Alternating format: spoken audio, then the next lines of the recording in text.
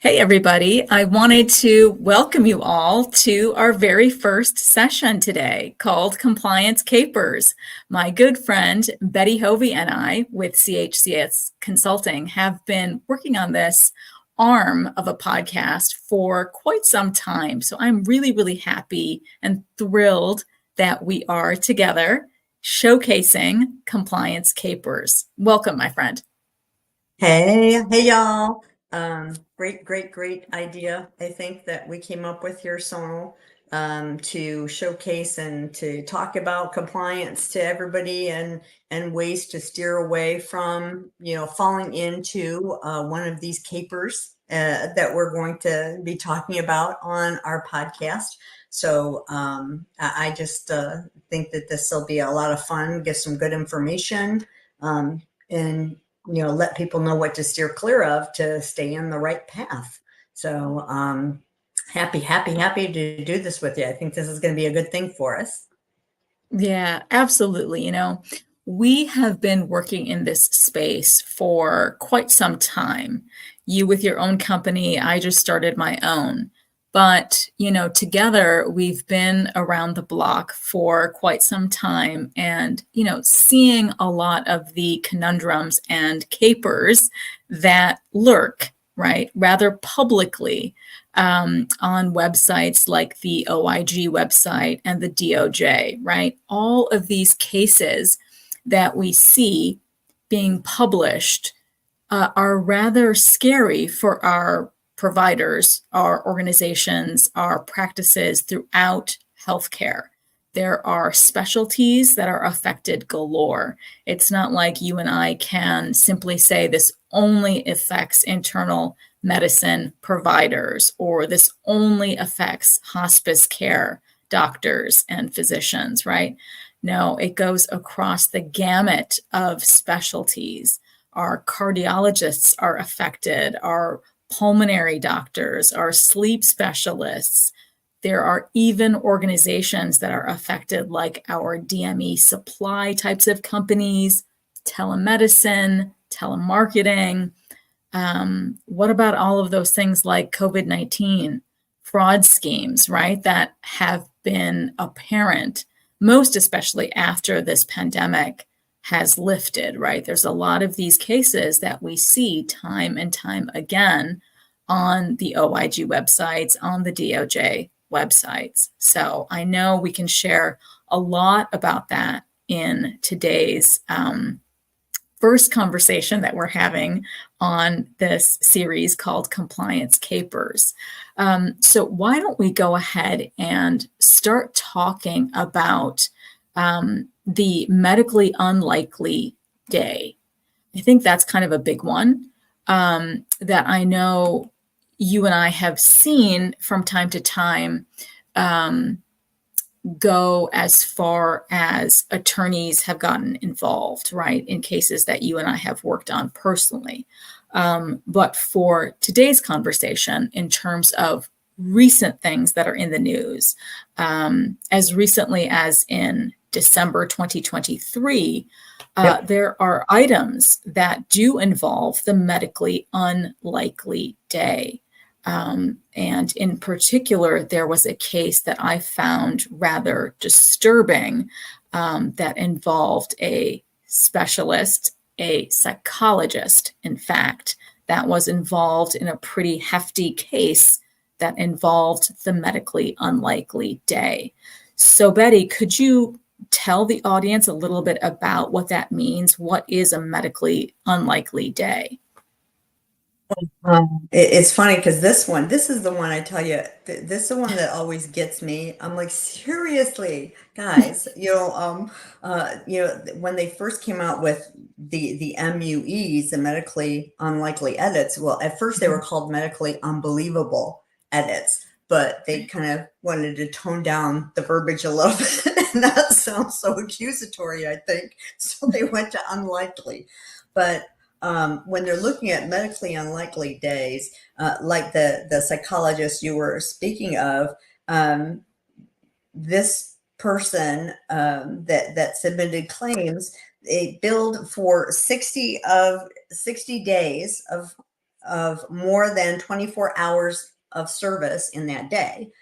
So it's Wow. just not only unlikely that these are the ones where I think, no, you should, unbelievable really should be in there because, that's just unbelievable. There are not more than 24 hours in a day. You just, Right. Seriously. um, and so these are the ones, like I said, I don't see how these people, and I think, to be honest with you, in my opinion, is greed. That they get away with it and they don't real, and all of a sudden they start tacking things on and they're throwing codes out there. Because the mental behavioral services that this person was reporting are the 90832 to 90838. And those are by That's right. time. So you've That's got a right. 30, a 45, and a 60-minute. Well, Mhm. if you're getting away with it, somebody's probably slapping codes on it. They're not adding it up, obviously, or they wouldn't have done it. So they're putting out probably the 90838 is also the one that you add on to an E&M on top of it. So they're slapping these on for 60 minutes, just one after the other. Nobody's adding it up. And because they Right. got away with it, they just keep adding more patients and more patients. And nobody stopped to think that, oh, well, the clinic's only open for 10 hours. So, even if you stay under 24 hours, if you're doing 15, it's still past the time that you're open. Or on weekends, I think they said, that on 60 of the days they billed for more than 24 hours a day. On 900, over 900 days, you bill for more than 12 hours of service in the day. And that is a day without breaks, just day after day after day after Yeah. day, that they just kept doing it. It's just not Completely, possible. Yeah. completely not possible, right? The medically unlikely day. So thank you for sharing those details. Um, in my mind, we're not privy to the facts of these cases that are Right. publicly known, right? All of the facts go much deeper than just what the OIG or the DOJ has reported on their press release, right? Those fine details are much greater. They will get into the weeds. They will get into the specifics of those 900 dates of service that you're talking about, right? Because Medicare has all of the claims data, right? All of those claims that the psychologist was billing to Medicare is in possession by CMS. They have access to all of those. So, when you get in there, when you look at the nuts and bolts of it, which you and I do on claims that we audit ourselves, right? Each claim is very particular to those CPT codes that you were alluding to, right? If those are time based, which they are, more than likely they were abused, right? Though those codes were erroneously used again and again and again. And, we don't actually know if the psychologist was, willfully just abusing the application of those codes, right, on 900 claims without taking a break, without taking lunch, without doing afternoon tea, right? Like without doing anything, just, incessantly billing claims. I agree with you. That is sheer greed, if not verging on a little bit of insanity, right? Just for the bottom line, just to, pay his mortgage or do whatever he had to do. Whatever his rationale was for sending out that type of erroneous volume of claims. So, yeah, I thought that was a great example of the medically unlikely day that we saw in December. It's just Yeah. shocking, Yeah. Yeah. shocking those numbers, shocking. I think, it's sometimes when people see these things too, which I like that we're discussing these. Oh, and by the way, y'all, this psychologist was also sentenced to 27 months in federal prison. So on top of, paying back everything, they're going to That's jail. a long time. Yeah, that's a It long is. jail time. Yeah. Wow. But, I think that some people, when they see these kind of things, they're just like, oh my, well, we don't do that kind of stuff. So it, won't ever happen to us. And one of the reasons why I thought it was a good idea for us to do this is that, we wanted to also point out that it doesn't have to be like a in your face kind of fraudulent thing like this Right. scheme obviously was. It Right. could be that somebody in the office that's putting down the CPT codes maybe isn't reading the codes right, and they're billing for the 60-minute one when they should be billing for the 30-minute one. And so now Right. the times aren't adding up right. And so Mm. it maybe is more of an abuse situation than a fraud situation. There's no intent there, but it's still Right. not right. So you're still going to come up on somebody's radar for something like that. So, that's why it's very, very important that the people in the offices that are reporting the codes, whether it be the provider themselves or somebody on the staff that's doing it, or they're sending it out to a billing service, that it's being checked on to make sure Mhm. that these things, especially with time-based codes, it's very easy just to add the times up and see if it makes sense. So that's a good thing to get used to in your practice. If you do these kind of services, run the reports and say, okay, do these times make sense for one of our days? That's what the government and the other payors are going to be doing. So you may be falling into this and not realizing it, and then you become that magic outlier. Mhm. Once you become an outlier, you're on the radar. That's a great point, Betty. Great, great point, right? Um, so often than not, it is someone on the front or the back end who is typing in those five, keystrokes for the CPT or the HCPCS code, right? And it's an, inadvertent error mistake, right? It's not intentional. But we really do have to be mindful of what those CPT and HCPCS code definitions actually mean. Because for time based codes, like in this case here, for example, it's very, very black and white, right? The definition will literally give you those time demarcations, right? Outlined in black and white, 30 minutes or 45 minutes. Like you have to make sure that you're choosing the correct code. Take the time to go back and look at what the doctor or the APP has documented in the chart for their time for that code, right? Is it matching what the CPT or HCPCS code actually is, right? So then if you have to send back a query, you've got time. You're not inadvertently making an error and pushing out a claim that is not matching what is in documentation. Because what Betty and I stress again and again is that it's not, a landscape anymore of if you're going to be audited, right? It's a question of when you are going to be audited. You will. You will be audited. So it's really, really, really important that we keep compliance front and center in our minds. And, auditing, monitoring, all of these functions are, key components to greater compliance in any practice, be it psychology or any other time based situation that you happen to practice at your offices. So, yeah, that was a really, really great point because so many of these types of issues are not intentional fraud, right? But it can appear that way, again, based on the volume of mistakes and unintentional errors that CMS may find. So, yeah, yeah, And again, it's not just CMS, it's also the other commercial payors. And that may be, yes, why sometimes you absolutely. see, well, how did they get away with something like that for so long? The ones that are blatant, well, Mhm. yeah, CMS might not be the only payor they submit claims to. They may have a bunch of commercial patients they see too. So, True.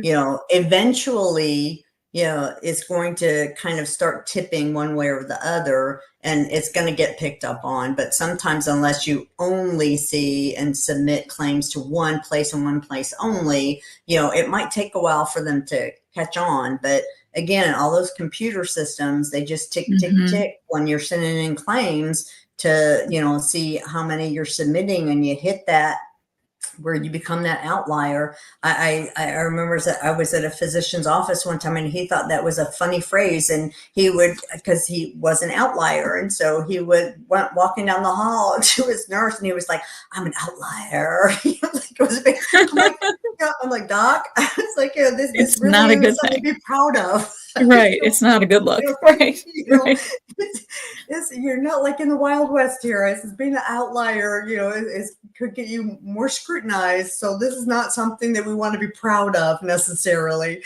So it just brings with it a whole lot of stuff. So just check your stuff, make sure that it's going out right, and that's where the critical importance of auditing comes in. If you have a compliance program, which everybody should have, if you see Medicare patients, Medicaid patients, you need to have a compliance program. Part of it in there, it should be about your audit cycle. And these are the kind of things that, audits can catch Mhm. that you might not know is going on. I mean, Sonal and I, there are many times where we find where they're not billing for certain things that they should be billing for. They didn't know they could bill for this, or where they're inadvertently doing something or leaving something off or putting something in that they shouldn't. So if you do an audit of the practice, then it could pick some things up like this before you start getting notices from people saying they want records because they've caught on to it too. So you should always take a look internally before somebody else takes a look at you. So you get kind of in front of whatever the issue is that you might be having, so you can fix it, and you can document that it was fixed, and you could document the compliant manner in which you handled the situation. So that will go a long way when somebody from the outside, from one of the payors, comes to look at your stuff. Exactly. That is spot on. I agree with everything you said. Spot on. It's incredibly unfair when these types of things get, sent to you in the mail. It's unfair. You're like, I didn't do anything. It was an error. It was a mistake. And if you're not looking right at your monthly totals of how much you're actually sending out from month to month, I guess it could be kind of a shock that you just didn't know what your volume was, right? But I think, like we stress to our providers all the time, it's important that you're aware of your metrics, right? What are you doing at the practice? You really need to have a great handle on the finances of what you're pushing out to your commercial, to all of your payers, everybody. You need to have a payer matrix. There are so many steps that we love to advise our practices to, use to, keep handy as tools to better protect yourself, right? So when you're sending out these particular psychology claims, again, for example, does that Blue Cross Blue Shield of California anthem policy, have something outlining a psychology practice, right? What types of uh, policies and manuals do they have available to your provider?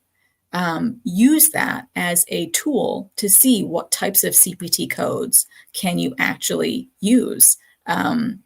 If you happen to be a contract provider for Anthem in California, because all of those commercial payers as well have something like an OIG, right? They're called the Yep. SIU. Very, Yep. very similar, right? They are the watchdogs on the commercial side of things, right? Special investigation units, SIU. So you're not scot-free if you happen to just be contracted with the commercials. They also look closely, and again, it'll happen later. They will pay your claims today. They'll pay them again and again and again, but it's a matter of, when you're going to be audited. They will want to look more deeply into your documentation as well, to see if that documentation matches and supports all of those claims that you built out in the past. So, all sides of the insurance industry has, checks and balances. It's just a matter of when they're actually going to catch up and have someone on their team look. So Betty and I love to look for our providers. We are provider advocates, but there are those auditors on the payer side as well, and they're going to be looking deeply based on what their job descriptions are, right? Which is to protect the payer side of finances. So they're going to be looking at things from a different lens, not the same lens that Betty and I look at your documentation against your claims with. So yeah, we definitely advise that proactive compliance, stressing on the big important factors of looking under your own hood on a monthly basis is, pretty fundamental to understanding what you're doing for your service lines, for your patients from month to month. It's a great idea to look closely from month to month to make sure things aren't going too far sideways. You can catch things quickly in the beginning before it becomes a big, blown out compliance caper that you really don't want to be a part of. Am I right? I don't think anybody Yeah. wants that. Well, and that's what I think about the way they do it, the whole pay and chase mentality of the payor, Yeah. Yeah. kind of leads people and practices into Mm-hmm. these holes.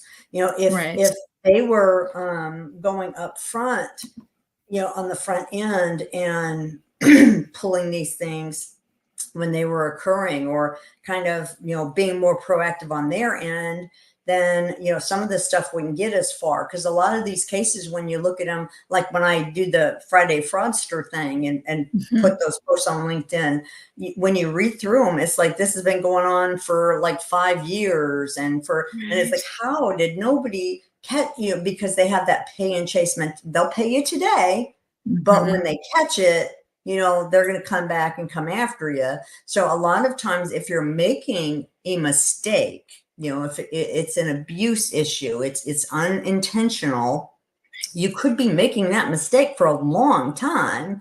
Yeah. And while it's going on, everything looks rosy at the practice. You're getting paid, Mm-hmm. you're making money. Isn't this great? And then 3 years later, the payer's like, you shouldn't have been doing that this whole time. And Right. everybody's like, well, why didn't you tell us sooner? We would have stopped. But that's not how it works. Not how it And works. so then now you're paying back this huge sum Yeah. from, the fact that now we're talking about 3 years worth of claims. And if it's something that may be a bit pricey, that's Mm-hmm. going to add up. And then you may have fines and penalties and all of those kind of fun things added to it. So if you get these audits and if you keep on a regular track of checking things, then you may be catching it after it's happened for a month, 2 months. If you do internal audits every 6 months, well, maybe it's gone for six. That's a lot better than 3 years before it gets caught. So just that mitigating factor there of cutting out that whole big length of time. I never myself understand that pay and chase thing, where they're coming back. But that's how most payors run things. It's a pay and chase thing. Exactly. It's completely unfair.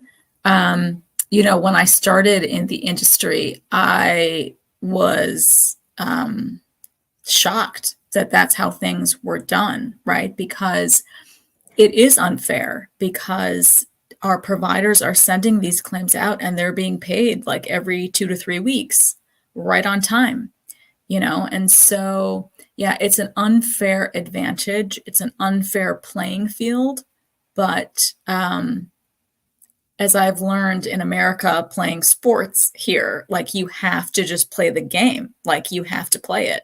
That's how it's set up, and you have to play it their way, right? So Betty and I can't stress that enough, is you have to play the game, but you need to be a little bit smarter, right? And start looking at what you're doing.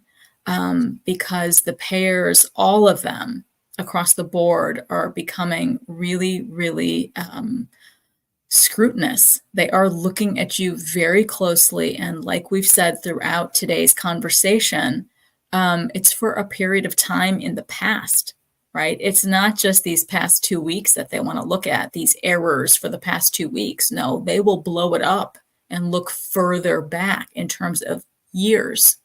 So it's so important to do those monthly checkups to benefit yourselves and your practice and your bottom line, and keep yourselves safe, and staying out of the crosshairs of these various payers.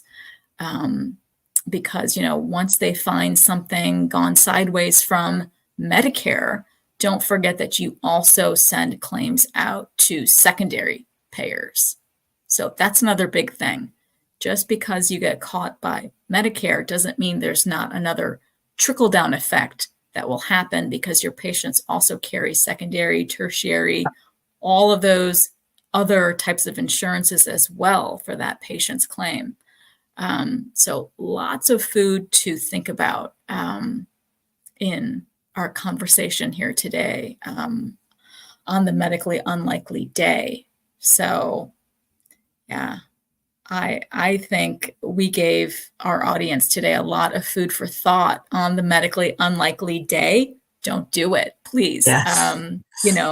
Just practice business from when you're open, when Yeah. your offices are open from 9 to 5, not longer than a 24-hour day, please. We implore you. Not a good look. Yeah. For a couple of years in a row. Yeah, just I don't know.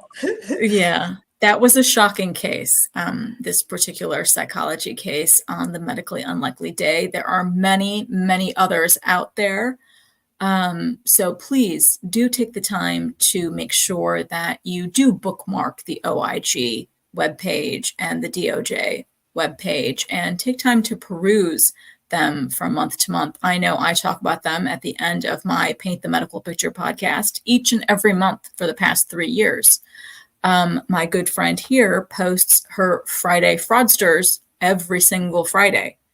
And we highlight these types of compliance capers because we want people to be aware. We want providers and practices and organizations to be aware of what not to do, right? Yes, they're flamboyant and blown out of shape, but I think we have stressed together here that these types of mistakes can be found more easily if you look under your own hood from month to month and catch things faster.